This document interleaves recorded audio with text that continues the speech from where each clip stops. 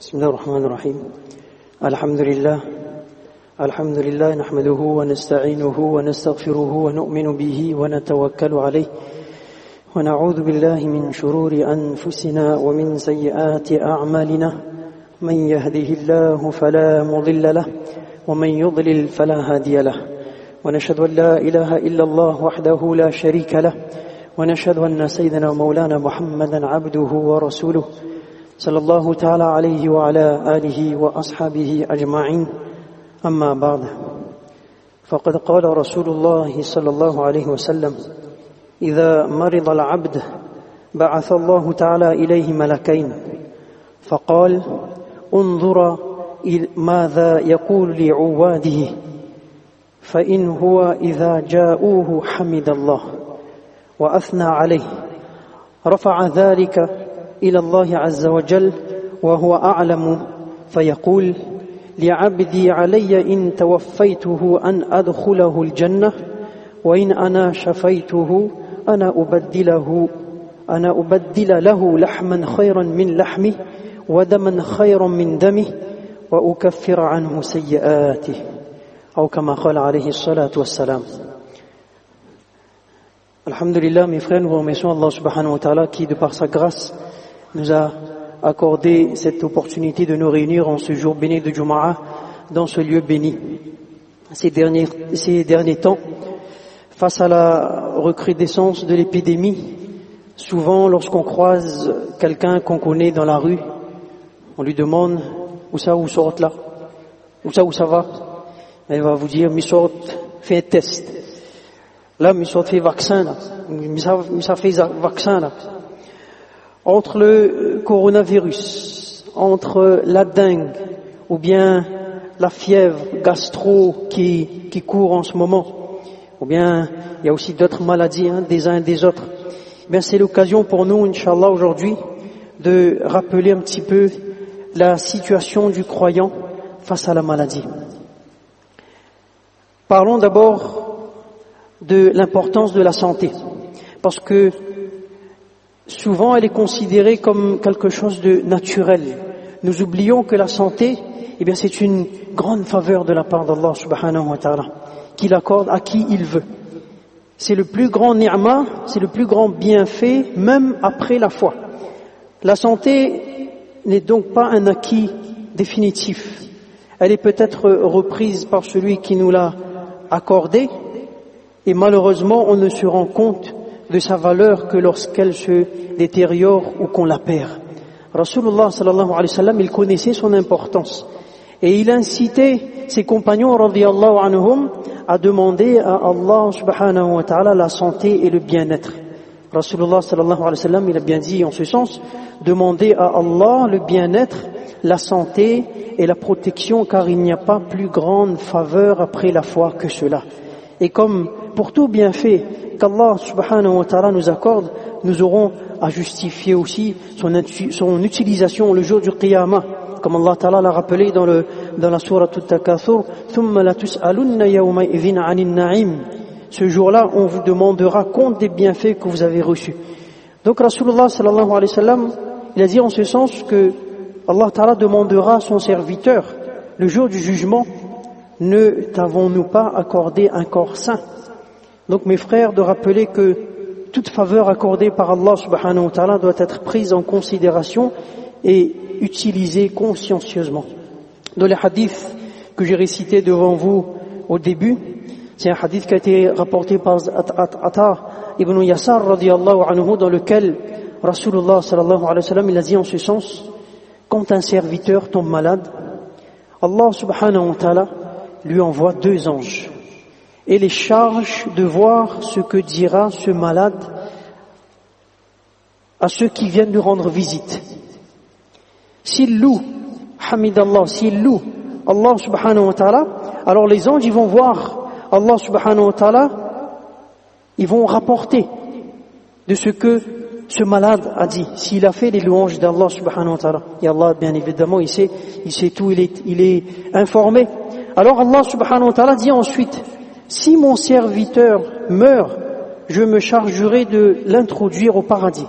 Et s'il s'en remet, je lui substituerai à une santé meilleure que la sienne et lui pardonnerai ses péchés. Mes frères, ce hadith, nous délivre un enseignement primordial en ce qui concerne la satisfaction quant aux décisions d'Allah subhanahu wa ta'ala et quant au fait de faire preuve de sabr, de persévérance face à la maladie. En effet, les promesses de récompense que nous trouvons à travers les hadiths, à travers ce hadith, sont tout simplement extraordinaires. Quelle que soit l'issue de la maladie, la mort ou la vie, le croyant, il s'en sort toujours gagnant. S'il s'en sort vivant, il obtient la promesse d'une meilleure santé. Et s'il décède, il profitera de bienfaits éternels dans l'au-delà. Et il y a un récit qui est lié à ce hadith, c'est celui de Abu al-Ash'ath as-San'ani radiyallahu anhu.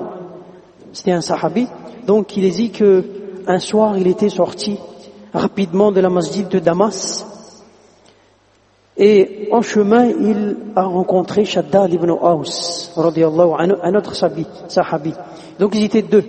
Il a rencontré Shaddad ibn Aws qui était accompagné d'un ami. Et là, Abu al-Ash'ath radiyallahu anhu, il dit, je leur ai demandé où ils se rendaient. Et donc les deux compagnons, ils m'ont dit qu'ils allaient rendre visite à un frère qui était malade. Alors je me joins à eux, et en arrivant auprès du malade, les deux compagnons radiyallahu anhuma, ils ont demandé, Kayfa asbahta? Comment vas-tu? Et le sahabi malade, il répond, Bi ni'matillah. Je profite continuellement des bienfaits d'Allah. Alors Shaddad ibn Aws radiyallahu anhu lui dit, obtiens la bonne nouvelle de l'expiation de tous tes péchés. J'ai certes entendu Rasulullah sallallahu alayhi wa sallam dire qu'Allah Ta'ala déclare, le musulman qui, bien que je l'éprouve, continue à me glorifier, il se lèvera de son lit de maladie exactement comme le jour où sa mère l'a mise au monde, c'est-à-dire sans aucun péché. De plus, Allah subhanahu wa ta'ala dit aux anges, j'ai encerclé mon serviteur par la maladie et je l'ai emprisonné dans son lit.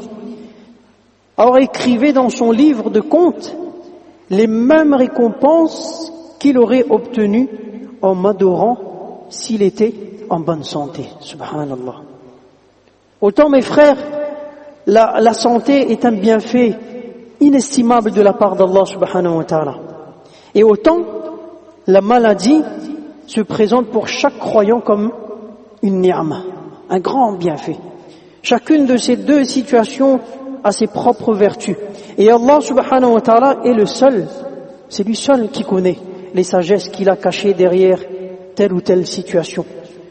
Donc les multiples bienfaits liés à la maladie qu'on trouve à travers les ahadiths, tout cela, mes frères, nous pousse à reconnaître que la maladie est pour le croyant qui fait preuve de patience un véritable bienfait. Rasulullah sallallahu alayhi wa sallam n'a-t-il pas dit que l'affaire du croyant est vraiment étrange? Ajaban li amri al-mu'min, inna amrahu kullahu lahu khayr, wa laysa dhalika li ahadin illa lil mu'min. In asabathu sarra'a shakar, fakana khayran lahu, wa in asabathu darra sabar, fakana khayran lahu. Rasulullah sallallahu alayhi wa sallam dans ce joli hadith, il dit ce que l'affaire du croyant est étrange. Son affaire ne comporte pour lui que du bien. Et cette faveur n'appartient qu'au croyant. S'il est l'objet d'un événement heureux, il remercie Allah. Et c'est là pour lui une bonne chose. Et s'il est victime d'un malheur, il endure avec patience. Et c'est là encore pour lui une bonne chose. Mes frères, le croyant, il sait que inna 'idhama al-jaza'i ma'a 'idhami al-bala. Ça c'est un hadith. En ce sens, la valeur de la récompense est proportionnelle à l'ampleur de la difficulté. Rasulullah sallallahu alayhi wa sallam nous a rappelé également wa'alam anna an-nasra ma'a as-sabr wa anna al-faraja ma'a al-karb wa anna ma'a al-usri yusra. Sache que certes à côté du secours et la patience et à côté du soulagement et l'affliction, et à côté de la difficulté est certes une facilité. Mes frères, la patience est un caractère si noble que Allah subhanahu wa ta'ala l'a mentionné dans le Coran à 90 endroits. Parce que la patience, c'est la moitié de la foi, nisful iman. Mes frères, la rétribution du sabr, Allahu Akbar, dans le Coran, Allah subhanahu wa ta'ala a stipulé clairement innama yuwaffa as-sabiruna ajrahum bighayri hisab. Les endurants auront leur pleine récompense sans compter. Tellement Allah subhanahu wa ta'ala a gardé de récompense pour ces gens, pour ces patients. Donc de toujours garder à l'esprit que chaque difficulté est une source de rétribution. Même se faire piquer par une épine. Le hadith nous dit en ce sens, il n'est pas une fatigue ou une maladie, un souci, une peine, un mal ou une angoisse qui touche le musulman jusqu'à l'épine qui le pique sans que Allah subhanahu wa ta'ala ne lui efface à cause de cela une partie de ses péchés. Allah subhanahu wa ta'ala, mes frères, il est celui qui met qui éprouve le croyant. C'est lui qui donne la santé et c'est lui qui donne la maladie. Et par rapport à cela, eh bien le croyant, il doit toujours garder à l'esprit que kullum min indillah, tout vient de la part d'Allah subhanahu wa ta'ala. Et s'il a compris cela, il a gardé cela à l'esprit, et là va faire preuve de persévérance et de patience, alors Allah subhanahu wa ta'ala va ouvrir pour lui des portes dont il ne peut imaginer. Et je reviens sur ce récit que nous avons déjà rappelé ici même, ce beau récit de Hazrat Imran ibn al-Husayn radiyallahu anhu qu'on surnommait Rafiqul Malaika. Rafiqul Malaika, l'ami des anges. Imran ibn al-Husayn radiyallahu anhu avec un sad, Hussein, d'habitude Hussein avec un sin, mais là c'est avec un sad. Hussein, c'était un éminent sahabi radiyallahu anhu qui était atteint d'une maladie, une maladie tellement délicate, genre de gros furoncles sur un côté du corps, ce qui l'obligeait à rester allongé juste sur un seul côté. Pendant combien d'années? 32 ans, mes frères. Allahu Akbar. Pendant 32 ans, il dormait de cette façon, il se nourrissait de cette façon, il faisait ses ibadat, ses actes d'adoration de cette façon, sur un seul côté. Imaginez-vous pendant 32 ans. Il faisait tout en étant allongé sur un seul côté. Imaginons un instant la difficulté de cet homme, Imran ibn al-Husayn radiyallahu anhu.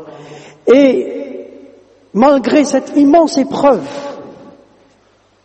il avait toujours le visage lumineux.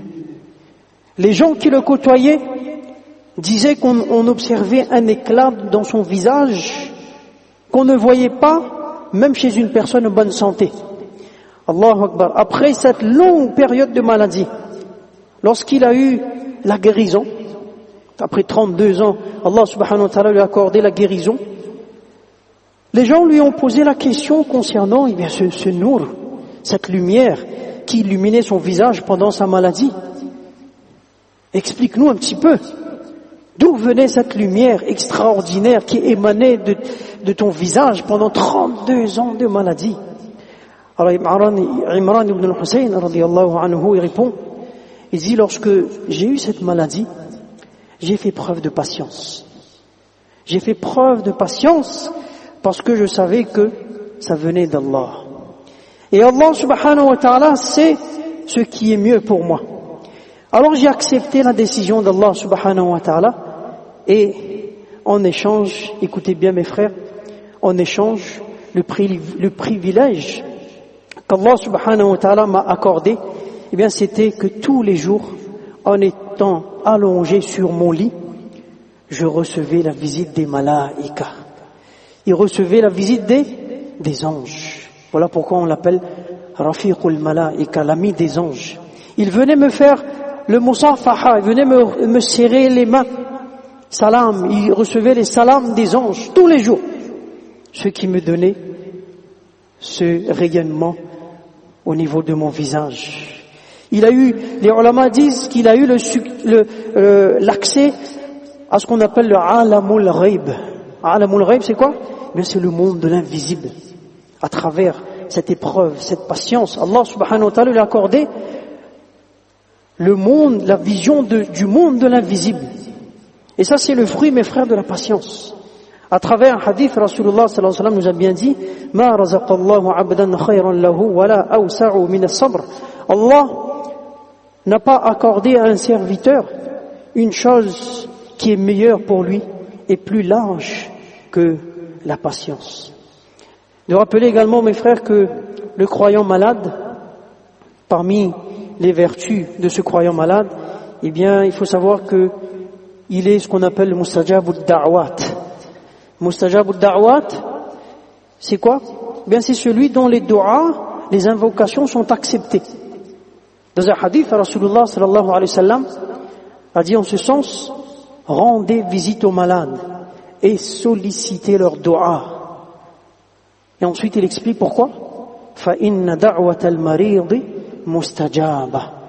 Parce que, certainement, l'invocation du malade est exaucée.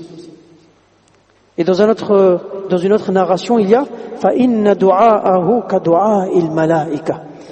Car certainement, son invocation, le dua du malade, eh bien, ça ressemble à celle des anges. Voilà pourquoi, lorsqu'on rend visite à un malade, eh bien, une action dont il est recommandé, avant de quitter, eh bien, on dit à ce malade, on fait dua pour la personne, et puis on sollicite également ces duas. Tu es malade, tu es éprouvé, eh bien, ne nous oublie pas dans les duas, fais dua pour nous, fais dua pour la umma. Parce que, mustajab ad-da'awat, ces duas sont exaucés. Donc Allah subhanahu wa ta'ala nous accorde le tawfiq de comprendre ces quelques paroles, et puis en même temps on fait dua pour tous les malades.